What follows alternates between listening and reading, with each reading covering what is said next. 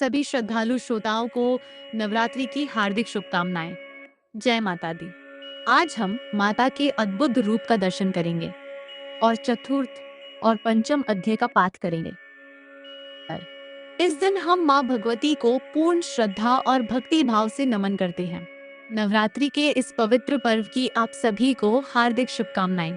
इन मंगलमय दिनों में हम दुर्गा सप्तशती पाठ का श्रवण कर रहे हैं। कृपया इस वीडियो को अंत तक अवश्य सुनें और यदि आपको अच्छा लगे तो अपने परिवार और प्रियजनों के साथ साझा करें। तो आइए दुर्गा सप्तशती के चतुर्थ और पंचम अध्याय का श्रवण करते हैं। चतुर्थ अध्याय इंद्रादि देवताओं द्वारा देवी की स्तुति। सिद्धि की इच्छा रखने वाले पुरुष जिनकी सेवा करते हैं तथा देवता जिन्हें सब ओर से घेरे रहते हैं, उन जया नाम वाली दुर्गा देवी का ध्यान करें। उनके श्रीअंगों की आभा काले मेघ के समान श्याम है। वे अपने कटाक्षों से शत्रु समूहों को भय प्रदान करती हैं। उनके मस्तक पर आबद्ध चंद्रमा की रेखा शोभा पाती है। वे अपने हाथों में शंख, चक्र, कृपाण और त्रिशूल धारण करती हैं। उनके 3 नेत्र हैं। वे सिंह के कंधे पर चढ़ी हुई हैं और अपने तेज से तीनों लोगों को परिपूर्ण कर रही हैं।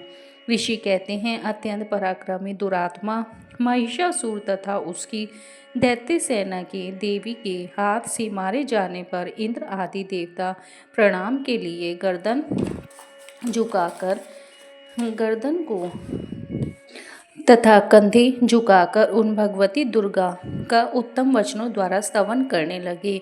उस समय उनके सुंदर अंगों में अत्यंत हर्ष के कारण रोमांच और आया। देवता बोले, संपूर्ण देवताओं की शक्ति का समुदाय ही जिनका स्वरूप है तथा जिन देवी ने अपनी शक्ति से संपूर्ण जगत को व्याप्त कर रखा है, समस्त देवताओं और महिषियों की पूजनिया उन जगदम्बा को हम भक्तिपूर्वक नमस्कार करते हैं। वे हम लोगों का कल्याण करें। जिनके अनुपम प्रभाव और बल का वर्णन करने में भगवान शेषनाग, ब्रह्मा जी तथा महादेव जी भी समर्थ नहीं हैं। वे भगवती चंडिका संपूर्ण जगत का पालन एवं अशुभ भय का नाश करने का विचार करें। वे जो पुण्यात्माओं के घरों में स्वयं ही लक्ष्मी रूप से, पापियों के यहाँ दरिद्रता रूप से, शुद्ध अंतकरण वाले पुरुषों के हृदय में बुद्धि रूप से, सत्पुरुषों में श्रद्धा रूप से तथा कुलीन मनुष्यों में लज्जा रूप से निवास करती हैं, उन आप भगवती दुर्गा को हम नमस्कार करते हैं। देवी, आप संपूर्ण विश्व का पालन कीजिए। देवी, आपकी इस अचिंत्य रूप का असुरों का नाश करने वाले भारी पराक्रम तथा समस्त देवताओं और दैत्यों के समक्ष युद्ध में प्रकट किए हुए आपके अशुद्ध चरित्रों का हम किस प्रकार वर्णन करें। आप संपूर्ण जगत की उत्पत्ति में कारण हैं। आप में सत्व गुण, रजोगुण और तमोगुण, ये तीनों गुण मौजूद हैं, तो भी दोषों के साथ आपका सत्संग नहीं जान पड़ता। भगवान विष्णु और महादेव जी आदि देवता भी आपका पार नहीं कर पाते। आप ही सबका आश्रय हैं। यह समस्त जगत आपका अंशभूत है, क्योंकि आप उस सबकी आदिभूत अव्यक्रता परा प्रकृति हैं। देवी, संपूर्ण यज्ञों में जिसके उच्चारण से सब देवता तृप्ति लाभ करते हैं, वह स्वाहा आप ही हैं। इसके अतिरिक्त आप पितरों की भी तृप्ति का कारण है। अतः सब लोग आपको स्वधा भी कहते हैं। देवी, जो मोक्ष की प्राप्ति का साधन है, अचिंत्य महाव्रत स्वरूपा है, समस्त दोषों से रहित जितेंद्रिय तत्व को ही सार वस्तु मानने वाले तथा मोक्ष की अभिलाषा रखने वाले मुनिजन जिसका अभ्यास करते हैं, वह भगवती पराविद्या आप ही हैं। आप शब्द स्वरूपा हैं। अत्यंत निर्मल ऋग्वेद, यजुर्वेद तथा उद्गीत के मनोहर पदों के पाठ से युक्त सामवेद का भी आधार आप ही हैं। आप देवी त्रयी, तीनों वेद और भगवती छहों ऐश्वर्यों से युक्त हैं। इस विश्व की उत्पत्ति एवं पालन के लिए आप ही वार्ता, खेती या आजीविका के रूप में प्रकट हुई हैं। आप संपूर्ण जगत की घोर पीड़ा नाश करने वाली हैं देवी, जिससे समस्त शस्त्रों के सार का ज्ञान होता है, वह मेधा शक्ति आप ही हैं। दुर्गम भव सागर से पार उतारने वाली नौका रूप दुर्गा देवी आप ही हैं। आपकी कहीं भी आसक्ति नहीं है। कैटभ के शत्रु भगवान विष्णु के वक्षस्थल में एकमात्र निवास करने वाली भगवती लक्ष्मी तथा भगवान चंद्रशेखर द्वारा समर्पित गौरी देवी भी आप ही हैं। आपका मुख मंद मुस्कान से सुशोभित निर्मल पूर्ण चंद्रमा के बिंब का अनुकरण करने वाला और उत्तम सुवर्ण की मनोहर कांति से कमनीय है। तो भी उसे देखकर महिषासुर को क्रोध हुआ और सहसा उसने उस पर प्रहार कर दिया। यह बड़े आश्चर्य की बात है देवी। वही मुख सब क्रोध से युक्त होने पर उदय काल के चंद्रमा की भांति लाल और तनी हुई भुवों के कारण विकराल हो उठा। तब उसे देखकर जो महिषासुर के प्राण तुरंत नहीं निकल गए, यह उससे भी बढ़कर आश्चर्य की बात है, क्योंकि क्रोध में भरे हुए यमराज को देखकर भला कौन जीवित रह सकता है। देवी, आप प्रसन्न हो। परमात्मा स्वरूपा आपके प्रसन्न होने पर जगत का अभुद्य होता है और क्रोध में भर जाने पर आप तत्काल ही कितने कुलों का सर्वनाश कर डालती हैं। यह बात अभी अनुभव में आई है, क्योंकि महिषासुर की यह विशाल सेना क्षण भर में आपके कोप से नष्ट हो गई है। सदा अभुद्य प्रदान करने वाली आप जिन पर प्रसन्न रहती हैं, वे ही देश में सम्मानित हैं। उन्हीं को धन यश की प्राप्ति होती है, उन्हीं का धर्म कभी शिथिल नहीं होता तथा वे ही अपनी हष्टपुष्ट स्त्री पुत्र और भृत्यों के साथ धन धान्य माने जाते हैं। देवी, आपकी ही कृपा से पुण्यात्मा पुरुष प्रतिदिन अत्यंत श्रद्धापूर्वक सदा सब प्रकार के धर्मानुकूल कर्म करता है और उसके प्रभाव से स्वर्ग लोक में जाता है। इसलिए आप तीनों लोकों में निश्चय ही मनोवांछित फल देने वाली हैं। माँ दुर्गा, आप स्मरण करने पर सब प्राणियों का भय कर लेती हैं और स्वतः स्वस्थ पुरुषों द्वारा चिंतन करने पर उन्हें परम कल्याणमयी बुद्धि प्रदान करती हैं। दुख दरिद्रता और भय हरने वाली देवी, आपके सिवा दूसरी कौन है जिसका चित्त सबका उपकार करने के लिए सदा ही दर्याद रहता हो। देवी, इन राक्षसों के मारने से संसार को सुख मिले तथा ये राक्षस चिरकाल तक नरक में रहने के लिए भले ही पाप करते हों, इस समय संग्राम में मृत्यु को प्राप्त होकर स्वर्ग लोक में जाएं। निश्चय ही यही सोचकर आप शत्रुओं का वध करती हैं। आप शत्रुओं पर शत्रु का प्रहार क्यों करती हैं? समस्त असुरों को दृष्टिपात मात्र से ही भस्म क्यों नहीं कर देती? इसमें एक रहस्य है। ये शत्रु भी हमारे शस्त्रों से पवित्र होकर उत्तम लोकों में जाएं। इस प्रकार उनके भी प्रति आपका विचार अत्यंत उत्तम रहता है। खड्ग के तेज पुंज की भयंकर दीप्ति से तथा आपके त्रिशूल के अग्रभाग की घनीभूत प्रभा से चौंधियाकर जो असुरों की आंखें फूट नहीं आई गईं, उसमें कारण यही था कि वे मनोहर रश्मियों से युक्त चंद्रमा के समान आनंद प्रदान करने वाले आपके इस सुंदर मुख का दर्शन करते थे। देवी, आपका शील दुराचारियों के बुरे बर्ताव को दूर करने वाला है। साथ ही यह रूप ऐसा है जो कभी चिंतन में भी नहीं आ सकता और जिसकी कभी दूसरों से तुलना भी नहीं हो सकती, तथा आपका बल और पराक्रम जो उन दैत्यों का भी नाश करने वाला है जो कभी देवताओं के पराक्रम को भी नष्ट कर चुके थे। इस प्रकार आपने शत्रुओं पर भी अपनी दया ही प्रकट की है। वरदायिनी देवी, आपकी इस पराक्रम की किसके साथ तुलना हो सकती है तथा शत्रुओं को भय देने वाला एक अत्यंत मनोहर ऐसा रूप भी आपके सिवा और कहाँ है। हृदय में कृपा और युद्ध में निष्ठुरता, ये दोनों बातें तीनों लोगों के भीतर केवल आप में ही देखी गई हैं। मात, आपने शत्रुओं को नाश करके इस समस्त लोगों की रक्षा की है।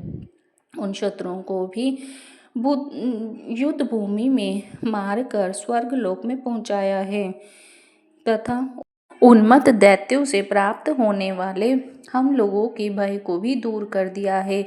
आपको हमारा नमस्कार है देवी। आप शूल से हमारी रक्षा करें। अंबिके, आप खड़ग से भी हमारी रक्षा करें तथा घंटा की ध्वनि और धनुष की टंकार से भी हम लोगों की रक्षा करें। चंडिके, पूर्व, पश्चिम और दक्षिण दिशा में आप हमारी रक्षा करें तथा ईश्वरी, आपने त्रिलोक को घुमाकर आप उत्तर दिशा में भी हमारी रक्षा करें। तीनों लोकों में आपकी जो परम सुंदर एवं अत्यंत भयंकर रूप विचरते हैं, उनके द्वारा भी आप हमारी तथा इस भूलोक की रक्षा करें। अंबिके, आपके कर पल्लवों में शोभा पाने वाले खड़ग, शूल और गदा आदि जो जो अस्त्र हों, उन सब के द्वारा आप सब ओर से हम लोगों की रक्षा करें। ऋषि कहते हैं, इस प्रकार जब देवताओं ने जगन माता दुर्गा की स्तुति की और नंदन वन के दिव्य पुष्पों एवं गंध चंदन आदि के द्वारा उनका पूजन किया, फिर सबने मिलकर जब भक्ति पूर्वक दिव्य धूपों की सुगंध निवेदन की, तब देवी ने प्रसन्न वदन होकर प्रणाम करते हुए सब देवताओं से कहा। देवी बोली, देवताओं, तुम सब लोग मुझसे जिस वस्तु की अभिलाषा रखते हो उसे मांगो। देवता बोले, भगवती ने हमारी सब इच्छा पूर्ण कर दी। अब कुछ भी बाकी नहीं है, क्योंकि हमारा यह शत्रु महिषासुर मारा गया।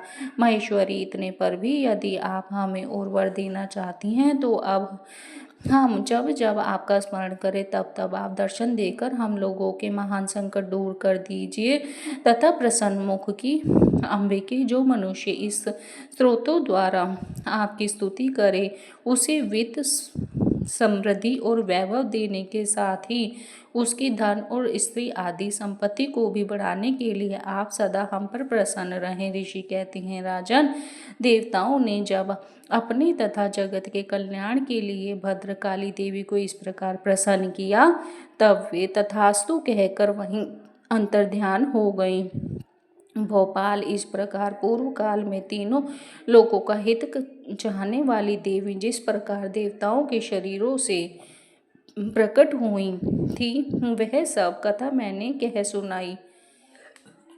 अब पुण्य देवताओं का उपकार करने वाली वे देवी दुष्ट दैत्यों तथा शुंभ निशुंभ का वध करने एवं सब लोगों की रक्षा करने के लिए गौरी देवी के शरीर से जिस प्रकार प्रकट हुई थी, वह सब प्रसंग मेरे मुंह से सुनो। मैं उसका तुमसे यथावत वर्णन करती हूँ। इस प्रकार श्री मार्कंडेय सारवण की मंत्वर की कथा के अंतर्गत देवी महात्म्य शक्रादि स्तुति नामक चौथा अध्याय पूरा हुआ। पंचमो अध्याय, देवताओं द्वारा देवी की स्तुति। चंड-मुंड के मोक्षी अंबिका के रूप की प्रशंसा सुनकर शुंभ का उनके पास दूत भेजना और दूत का निराश होकर लौटना। ओम, इस उत्तर चरित्र के रुद्र ऋषि हैं, महासरस्वती देवता हैं, अनुष्टुप छंद हैं, भीमा शक्ति है, भ्रामरी बीज है, सूर्य तत्व है, सामवेद स्वरूप है। महासरस्वती की प्रसन्नता के लिए उत्तर चरित्र के पाठ में इसका विनियोग किया जाता है। जो अपने कर कमलों में घंटा, शूल, हल, शंख, मूसल, चक्र, धनुष और बाण धारण करती हैं, शरद ऋतु के शोभा संपन्न चंद्रमा के समान जिनकी मनोहर कांति है, जो तीनों लोकों की आधारभूता और शुंभ आदि दैत्यों का नाश करने वाली हैं, तथा गौरी के शरीर से जिनका प्राकट्य हुआ है, उन महासरस्वती देवी का मैं निरंतर भजन करती हूँ। ऋषि कहते हैं, पूर्व काल में शुंभ और निशुंभ नामक असुरों ने अपने बल के घमंड में आकर शचीपति इंद्र के हाथ से तीनों लोकों का राज्य और यज्ञ भाग छीन लिए।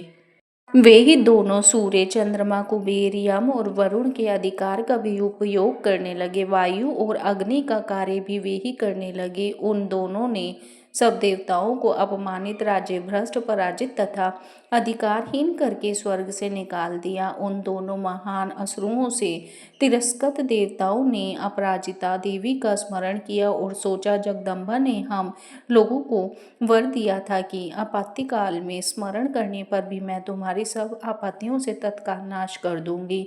यह विचार कर देवता गिरिराज हिमालय पर गए और वहां भगवती विष्णु माया की स्तुति करने लगे। देवता बोले, देवी को नमस्कार है, महादेवी शिवा को सर्वदा नमस्कार है, प्रकृति एवं भद्रा को प्रणाम है। हम लोग नियम पूर्वक जगदम्बा को नमस्कार करते हैं। रौद्र को नमस्कार है, नित्या गौरी एवं धात्री को बारंबार नमस्कार है, ज्योत्स्नामयी चंद्र रूपिणी एवं सुख स्वरूपा देवी को सतत प्रणाम है। शरणागतों का कल्याण करने वाली बुद्धि एवं सिद्धि रूपा देवी को हम बारंबार नमस्कार करते हैं। राक्षसों की लक्ष्मी, राजाओं की लक्ष्मी तथा शिव पत्नी स्वरूपा आप जगदम्बा को बार बार नमस्कार है। दुर्गा, दुर्ग पारा, दुर्गम, संकट से पार उतारने वाली, सारा सबकी सारभूता, सर्वकारिणी, ख्याति कृष्ण और ध्रुम्रा देवी को सर्वदा नमस्कार है। अत्यंत सौम्य एवं अत्यंत रौद्र रूपा देवी को हम नमस्कार करते हैं, उन्हें हमारा बारंबार प्रणाम है। जगत की आधारभूता कृति देवी को बारंबार नमस्कार है, जो देवी सब प्राणियों में विष्णु माया के नाम से कही जाती है, उनको नमस्कार, उनको बारंबार नमस्कार है। जो देवी सब प्राणियों में चेतना कहलाती है, उनको नमस्कार, उनको बारंबार नमस्कार है। जो देवी सब प्राणियों में बुद्धि रूप से स्थित है, उनको नमस्कार, उनको बारंबार नमस्कार है। जो देवी सब प्राणियों में निद्रा रूप से स्थित है, उनको नमस्कार, उनको बारंबार नमस्कार है। जो देवी सब प्राणियों में शुभदा रूप से स्थित है, उनको नमस्कार, उनको बारंबार नमस्कार है। जो देवी सब प्राणियों में छाया रूप से स्थित है, उनको नमस्कार, उनको बारंबार नमस्कार है। जो देवी सब प्राणियों में शक्ति रूप से स्थित है, उनको नमस्कार, उनको बारंबार नमस्कार है। जो देवी सब प्राणियों में तृष्णा रूप से स्थित है, उनको नमस्कार, उनको बारंबार नमस्कार है। जो देवी सब प्राणियों में शांति क्षमा रूप से स्थित हैं, उनको नमस्कार, उनको बारंबार नमस्कार है। जो देवी सब प्राणियों में जाति रूप से स्थित हैं, उनको नमस्कार, उनको बारंबार नमस्कार है। जो देवी सब प्राणियों में लज्जा रूप से स्थित हैं, उनको नमस्कार, उनको बारंबार नमस्कार है। जो देवी सब प्राणियों में शांति रूप से स्थित हैं, उनको नमस्कार, उनको बारंबार नमस्कार है। जो देवी सब प्राणियों में श्रद्धा रूप से स्थित हैं, उनको नमस्कार, उनको बारंबार नमस्कार है। जो देवी सब प्राणियों में कांति रूप से स्थित हैं, उनको नमस्कार, उनको बारंबार नमस्कार है। जो देवी सब प्राणियों में लक्ष्मी रूप से स्थित हैं, उनको नमस्कार, उनको बारंबार नमस्कार है। जो देवी सब प्राणियों में वृत्ति रूप से स्थित है, उनको नमस्कार, उनको बारंबार नमस्कार है। जो देवी सब प्राणियों में स्मृति रूप से स्थित है, उनको नमस्कार, उनको बारंबार नमस्कार है। जो देवी सब प्राणियों में दया रूप से स्थित हैं, उनको नमस्कार, उनको बारंबार नमस्कार है। जो देवी सब प्राणियों में तुष्टि रूप से स्थित है, उनको नमस्कार, उनको बारंबार नमस्कार है। जो देवी सब प्राणियों में माता रूप से स्थित है, उनको नमस्कार, उनको बारंबार नमस्कार है। जो देवी सब प्राणियों में भ्रांति रूप से स्थित है, उनको नमस्कार, उनको बारंबार नमस्कार है। जो देवी सब प्राणियों में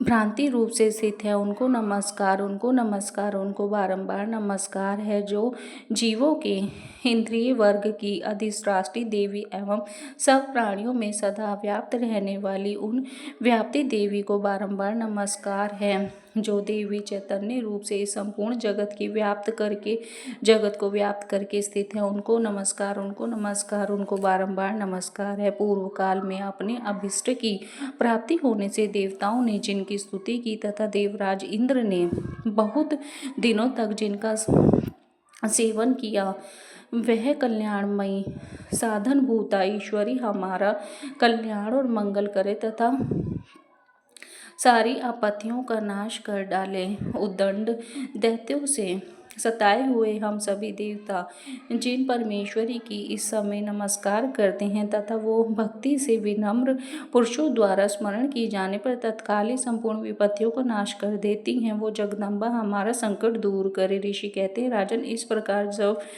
देवता स्तुति कर रहे थे तब ऋषि कहते हैं, राजन, इस प्रकार जब देवता स्तुति कर रहे थे उस समय पार्वती देवी गंगा जी के जल में स्नान करने के लिए वहां आईं। उन सुंदर बाहों वाली भगवती ने देवताओं से पूछा, आप लोग यहाँ किसकी स्तुति करते हैं? तब उन्हीं के शरीर कोश से प्रकट हुई शिवा देवी बोली, शुंभ दैत्य से तिरस्कृत और युद्ध में निशुंभ पराजित हो यहाँ एकत्रित हुए ये समस्त देवता यह मेरी ही स्तुति कर रहे हैं। पार्वती जी शरीर कोशों से अंबिका का प्रादुर्भाव हुआ, इसलिए वे समस्त लोकों में कौशिकी कही जाती हैं। कौशिकी के प्रकट होने के बाद पार्वती का शरीर काले रंग का हो गया, अतः वे हिमालय पर रहने वाली कालिका देवी के नाम से विख्यात हुईं। तदंतर शुंभ निशुंभ के भ्राते चंड मुंड वहां आए और उन्होंने परम मनोहर रूप धारण करने वाली अंबिका देवी को देखा। फिर वे शुंभ के पास जाकर बोले, महाराज, एक अत्यंत मनोहर स्त्री जो अपनी दिव्य कांति से हिमालय को प्रकाशित कर रही हैं, वैसा उत्तम रूप कहीं किसी ने भी नहीं देखा होगा। असुरेश्वर, पता लगाइए वह देवी कौन है और उसे ले लीजिए। स्त्रियों में तो वह रत्न है, उसका प्रत्येक अंग बहुत ही सुंदर है तथा वह अपने श्री अंगों की प्रभा से संपूर्ण दिशाओं में प्रकाश फैला रही हैं। दैत्यराज, अभी वह हिमालय पर ही मौजूद है, आप उसे देख सकते हैं। प्रभु, तीनों लोकों में मणि, हाथी और घोड़े आदि जितने भी रत्न हैं वे सब इस समय आपके घर में शोभा पाते हैं। हाथियों में रत्न भूत ऐरावत, यह पराजिता का वृक्ष और वह उच्च श्रवा घोड़ा, यह सब आपने इंद्र से लिया है। हंसों से जुता हुआ यह विमान भी आपके आंगन में शोभा पाता है। यह रत्नभूत जो अद्भुत विमान जो पहले ब्रह्मा जी के पास था, अब आपके यहाँ लाया गया है। यह महापद नामक निधि आप कुबेर से छीन लाए हैं, जो केसरों से सुशोभित है और जिसके कमल कभी कुमलाते नहीं हैं। सुवर्ण की वर्षा करने वाला वरुण का छत्र भी आपके घर में शोभा पाता है तथा यह श्रेष्ठ रथ जो पहले प्रजापति के अधिकार में था, अब आपके पास मौजूद है। देवेश्वर, मृत्यु की उत्क्रांतिदा नाम वाली शक्ति भी आपने छीन ली है तथा वरुण का पाश और समुद्र में होने वाले सब प्रकार के रत्न आपके भाई निशुंभ के अधिकार में हैं। अग्नि ने भी स्वतः शुद्ध किए हुए 2 वस्त्र आपकी सेवा में अर्पित किए हैं। दैत्यराज, इस प्रकार सभी रत्न आपने एकत्र कर लिए हैं। फिर जो यह स्त्रियों में रत्न स्वरूप कल्याणमयी देवी हैं, इसे आप क्यों नहीं अपने अधिकार में कर लेते? चंडमुंड ऋषि कहते हैं, इस प्रकार चंडमुंड का यह वचन सुनकर शुंभ ने महादैत्य सुग्रीव को दूत बनाकर देवी के पास भेजा और कहा, तुम मेरी आज्ञा से उसके सामने ये बातें कहना और ऐसा उपाय करना जिससे प्रसन्न होकर वह शीघ्र ही यहाँ आ जाए। वह दूत पर्वत के अत्यंत रमणीय प्रदेश में जहाँ देवी मौजूद थी गया और मधुर वाणी में कोमल वचन बोला। दूत बोला, देवी दैत्यराज शुंभ, इस समय तीनों लोकों के परमेश्वर मैं उन्हीं का भेजा हुआ दूत हूँ और वहाँ तुम्हारे ही पास आया हूँ। उनकी आज्ञा सदा सब देवता एक स्वर में मानते हैं। कोई उसका उल्लंघन नहीं कर सकता। वे संपूर्ण देवताओं को परास्त कर चुके हैं। उन्होंने तुम्हारे लिए जो संदेश भेजा है उसे सुनो। संपूर्ण त्रिलोकी मेरे अधिकार में है। देवता भी मेरी आज्ञा के अधीन चलते हैं। संपूर्ण यज्ञों के भोगों को मैं ही पृथक पृथक भोगता हूँ। तीनों लोकों में जितने श्रेष्ठ रत्न हैं वे सब मेरे अधिकार में हैं। देवराज इंद्र का वाहन ऐरावत जो हाथियों में रत्न के समान है मैंने छीन लिया है। क्षीर सागर का मंथन करने से जो अश्व रत्न उच्च श्रवा प्रकट हुआ था उसे देवताओं ने मेरे पैरों पर पड़कर समर्पित किया है। सुंदरी, उनके सिवा और भी जितने रत्नभूत पदार्थ देवताओं, गंधर्वों और नागों के पास थे वे सब मेरे ही पास आ गए हैं। देवी, हम लोग तुम्हें संसार की स्त्रियों में रत्न मानते हैं। रत्नों का उपभोग करने वाले हम ही हैं। चंचल कटाक्षों वाली सुंदरी, तुम मेरी या मेरे भाई पराक्रमी निशुंभ की सेवा में आ जाओ, क्योंकि तुम रत्न स्वरूपा हो। मेरा वरण करने से तुम्हें तुलना रहित महान ऐश्वर्य की प्राप्ति होगी। अपनी बुद्धि से यह विचार कर तुम मेरी पत्नी बन जाओ। ऋषि कहते हैं, दूत के यूं कहने पर कल्याणमयी भगवती दुर्गा देवी जो इस जगत को धारण करती हैं मन ही मन गंभीर भाव से मुस्कुराई और इस प्रकार बोली। देवी ने कहा, दूत, तुमने सत्य कहा है, इसमें तनिक भी मिथ्या नहीं है। शुंभ तीनों लोगों का स्वामी है और निशुंभ भी उसके समान पराक्रमी है, किंतु इस विषय में मैंने जो प्रतिज्ञा कर ली है उसे मिथ्या कैसे करूं। मैंने अपनी अल्प बुद्धि के कारण पहले से जो प्रतिज्ञा कर रखी है उसे सुनो। जो मुझे संग्राम में जीत लेगा, जो मेरे अभिमान को चूर्ण कर देगा तथा संसार में जो मेरे समान बलवान होगा वही मेरा स्वामी होगा। इसलिए शुंभ अथवा महादैत्य निशुंभ स्वयं ही यहाँ पधारें और मुझे जीतकर शीघ्र ही मेरा पाणी ग्रहण कर लें। इसमें विलंब की क्या आवश्यकता है। दूत बोला, देवी, तुम घमंड में भरी हो, मेरे सामने ऐसी बातें ना करो। तीनों लोकों में कौन ऐसा पुरुष है जो शुंभ निशुंभ के सामने खड़ा हो सके। देवी, अन्य दैत्यों के सामने भी सारे देवता युद्ध में नहीं ठहर सकते, फिर तुम अकेली स्त्री होकर कैसे ठहर सकती हो। जिन शुंभ आदि दैत्यों के सामने इंद्र आदि सब देवता भी युद्ध में खड़े नहीं हुए, उनके सामने तुम स्त्री होकर कैसे जाओगी। इसलिए तुम मेरे ही कहने से शुंभ निशुंभ के पास चली चलो। ऐसा करने से तुम्हारे गौरव की रक्षा होगी, अन्यथा जब वे केश पकड़कर घसीटेंगे तब तुम्हें अपनी प्रतिष्ठा खोकर जाना पड़ेगा। देवी ने कहा, तुम्हारा कहना ठीक है। शुंभ बलवान है और निशुंभ भी बड़े पराक्रमी हैं, किंतु क्या करूं, मैंने पहले बिना सोचे समझे प्रतिज्ञा कर ली है। अतः अब तुम जाओ, मैंने तुमसे जो कहा है वह सब दैत्यराज से आदरपूर्वक कहना, फिर वे जो उचित जान पड़े करें। इस प्रकार श्री मार्कंडेय पुराण में सार्वणिकी मंत्र की कथा के अंतर्गत देवी महात्म्य देवी दूत संवाद नामक 5वां अध्याय पूरा हुआ। आरती करते हैं। जय अम्बे गौरी मैया, जय श्यामा गौरी, तुमको निश दिन ध्यावत हरि ब्रह्मा शिवरी। जय अम्बे गौरी, मांग सिंदूर विराजत टीको मृग मद को, उज्ज्वल से दो नैना चंद्र वदननी को। जय अम्बे गौरी, कनक समान कलीवरी रक्तांबरी राजे, रक्त पुष्प गलिमाला, रक्त पुष्प गलिमाला कंठन पर साजे।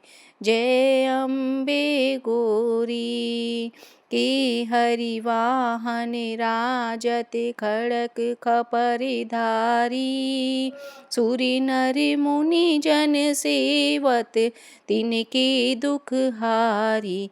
ओम जय अम्बे गौरी, कानन कुंडल शोभित नासाग्रे मोती, कोटिक चंद्र दिवाकर कोटिक चंद्र दिवाकर समराजत ज्योति।